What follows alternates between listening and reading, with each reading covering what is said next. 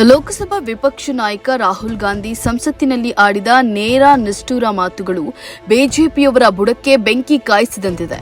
ರಾಹುಲ್ ರವರ ಮಾತುಗಳನ್ನು ಅರಗಿಸಿಕೊಳ್ಳಲಾಗದ ಅಶೋಕ್ರಂತಹ ರಾಜ್ಯ ಬಿಜೆಪಿ ನಾಯಕರು ರಾಹುಲ್ ಭಾಷಣ ಸುಳ್ಳಿನ ಭಾಷಣ ಎಂದು ಒಂದಂಶದ ಶರ ಬರೆದಿದ್ದಾರೆ ಎಂದು ಆರೋಗ್ಯ ಸಚಿವ ದಿನೇಶ್ ಗುಂಡೂರಾವ್ ಟೀಕಿಸಿದ್ದಾರೆ.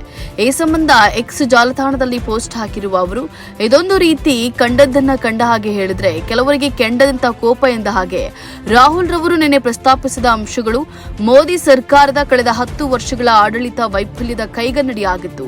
ಸತ್ಯ ಯಾವಾಗಲೂ ಕಹಿ ಎಂಬಂತೆ ರಾಹುಲ್ ರವರ ಸತ್ಯದ ಮಾತುಗಳು ಬಿಜೆಪಿಯವರಿಗೆ ಅಜೀರ್ಣವಾಗಿದೆ ಎಂದು ತಿಳಿಸಿದ್ದಾರೆ. ಚಲಾವಣೆಯಲ್ಲಿರಲು ಎಲ್ಲದಕ್ಕೂ ಪ್ರತಿಕ್ರಿಯಿಸುವ ಚಾಳಿ ಹೊಂದಿರುವ ಅಶೋಕ್ ರವರು ನಿನ್ನೆಯ ರಾಹುಲ್ ಗಾಂಧಿ ಅವರ ಭಾಷಣ ಮತ್ತೊಮ್ಮೆ ಕೇಳಿ ಪ್ರತಿಕ್ರಿಯಿಸಲಿ.